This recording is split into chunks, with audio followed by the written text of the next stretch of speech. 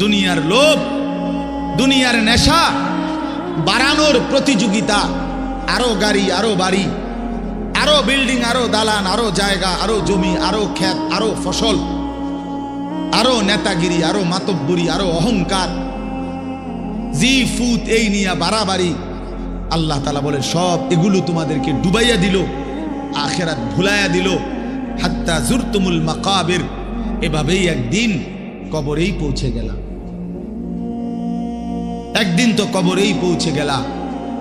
কাল্লা সাউফা তা'লামুন, আল্লাহ বলে সাবধান বান্দা, এই কবরে আসলেই তুমি জানতে পারবা তোমার নাফরমানির শাস্তি কি।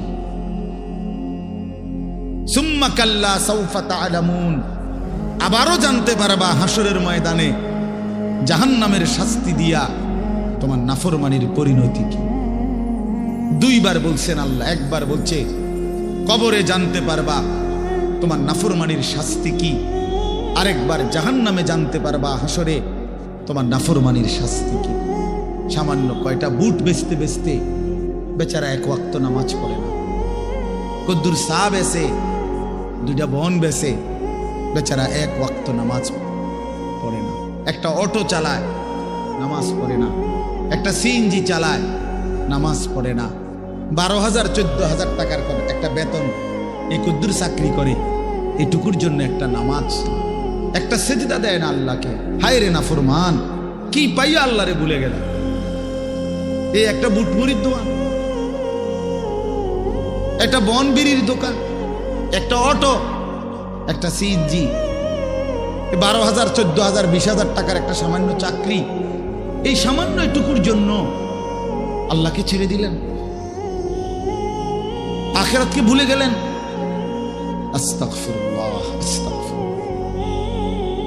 প্রিয় ভাই আমার, ছেলেরা আমার, তোমাদেরকে বলি ভাইয়া, 12,000 টাকার একটা বড় মোবাইল অথবা 18,000 টাকা 20,000 টাকার একটা মোবাইল পাইয়া আল্লাহকে এভাবে ভুলে গেলা। নিজের চরিত্র, নিজের ইজ্জত, নিজের আত্মমর্যাদা, নিজের বংশের মর্যাদা, বাবা মায়ের সম্মান, ইসলামের সম্মান, আল্লাহর কথা, রসুলের কথা, কবর, মরণ, আখিরাত সব ভুলে গেলা ভাইয়া।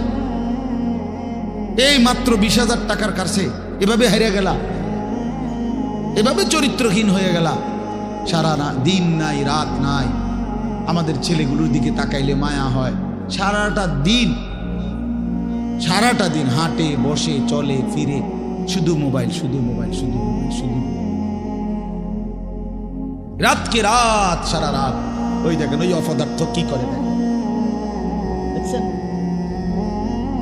দেখছেন ভাই কি পরিমাণ অপদার্থ, দেখেন কি পরিমাণ বেহায়া। চিন্তা করছেন? হ্যাঁ, এটাই জীবন। কিসের ইসলাম? কে বলে, কি বলে? আমার মোবাইল, আমি আছি, আমার মোবাইল আছে, এমবি আছে, চার্জ আছে, খালাস। আর কি, আর কি বলে? এই অসভ্যতার শেষ কোথায়? এই নোংরামির শেষ কোথায় বলেন? আমাদের এই প্রজন্ম গিয়ে থামবে কোথায়? 12 বছর 14 বছরের ছেলে যদি দিন রাত এভাবে মোবাইল ব্যবহার করে, তার ভবিষ্যৎ কি? তার আগামীর সম্ভাবনা কি? আগামীর পরিণতি কি বাপ? আপনারা যারা বাবারা এই যে সন্তানগুলো রেখে যাচ্ছেন, এদের ভবিষ্যৎ কি? যে একটা ওয়াক্ত নামাজ পড়ে না, যে আল্লাহর কোরআন পড়ে না। আল্লাহ আমাদেরকে বুঝ দান করেন, আল্লাহ আমাদের দিল দান করেন, আল্লাহ তাআলা আমাদেরকে ফিকির দান করেন। আমার ভাই, আমার বাবা, আমার তাইলে মূল বক্তব্য হলো, আমাদের জিন্দেগির একটা মূল বিষয়, আমরা মুসলমান হিসাবে আমাদের মৌলিক দায়িত্বই হলো দুইটা জিনিস। একটা হলো গুনাহ বর্জন, আরেকটা হলো আল্লাহ তাআলার হুকুম পালন। এটাই আমগো জিন্দেগি। ভাল লাগলো এটাই কাম, ভালো না লাগলো এটা কাম।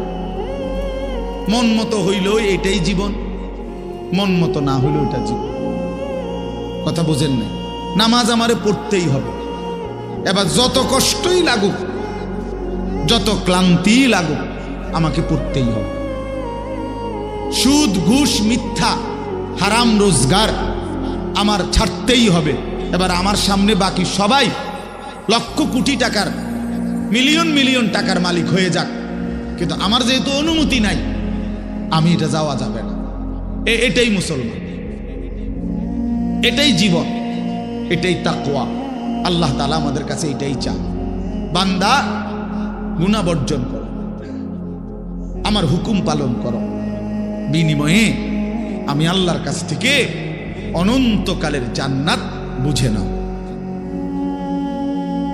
এটাকেই বলে তাকওয়া, এই ব্যক্তিকেই বলে মুত্তাকি, যে নিজেকে গুনাহ থেকে বিরত রাখে, আল্লাহ তাআলার হুকুমের মধ্যে ব্যস্ত রাখে, আল্লাহর হুকুম পালনে ব্যস্ত, যত কষ্টই হোক। আপনাদেরকে আমি একটা কথা বুঝাই। মনে করেন আমি প্রতিদিন রাতের 3:30, 3টা, 4টা সচরাচর এই টাইমে বাসায় ফিরি। তো ফিরা ফজরের নামাজ হলো 5:40 জামাত, তাহলে আমার হাতে তখন আর সময় আছে 1 ঘন্টা, 1.5 ঘন্টা, 1.25 ঘন্টা এরকম। এখন এই পুরা টাইম আমি বসে থাকাও আমার জন্য কষ্টকর, কারণ আমি এই 11টা বা 12টার দিকে ঘুম থেকে উঠে যে দৌড়াদৌড়ি শুরু করি, হুলুস্তুর ব্যস্ততা, রাত 2টা বাজলে 3টা বাজলে আমার শরীরে আর বল থাকে না, আমি প্রচন্ড ক্লান্ত হয়ে যাই। সারা দিনের মাহফিল ছাড়াও আরো বহু কাজের সাথে কম বেশি আমার সম্পৃক্ততা আছে, অসংখ্য দিনই কাজের সাথে ব্যস্ততা আছে। তো এখন 3:30, 3টা, 4টার দিকে যাই আমি বাসায়, গিয়া যখন ঘুমাই তো আর 1 ঘন্টা বাকি ফজরের জামাত, 1.5 ঘন্টা বাকি। আমার জন্য ভীষণ কষ্ট হয় এই সময় আবার উঠা ফজরের জামাত ধরা। আমি আমার ঘুমের চারদিকে 3টা অ্যালার্মওয়ালা, একটা অ্যালার্মওয়ালা ঘড়ি, 2টা মোবাইল, একটা চায়না মোবাইল, পিছনে পুরাটাই স্পিকারওয়ালা, অনেক আওয়াজ হয়, ভীষণ আওয়াজ এটা। এইটা একটা, এই মোবাইল একটা, আবার একটা অ্যালার্ম ঘড়ি, 3টা একসাথে। একটা টি টেবিলের উপরে, একটা আমার কাপড় চোপড় রাখি, আমার একটা ছোট্ট আলমারি আছে, এটার উপরে, একটা আমার মাথার কাছে, অর্থাৎ একটু দূরে রাখি এই জন্য যে অনেক সময় হয় কাছেরটা অ্যালার্ম বাজতে বন্ধ করে দিচ্ছি, ঘুমের তারে না, তো এইটা তো বাজে, ওইটা তো বাজে। তার মানে 3টা একসাথে যখন বাজা শুরু করে, শেষ পর্যন্ত আমাকে উঠতেই হয়, কারণ প্রচন্ড ঘুম রাইখাও আমি তখন উঠা জামাতে শামিল হওয়ার চেষ্টা করি। কেন? আমি এটা বিশ্বাস করি, মরিবাসি আমার তো নামাজ পড়তেই হবে। কথা বুঝছেন কি না আমার? তাহলে এটা যদি কারো সিদ্ধান্ত হয়, ভাই আমাকে এটা পড়তেই হবে, আমাকে এটা করতেই হবে, আমার এটা লাগবেই, এই ছাড়া আমার কোনো উপায় নাই।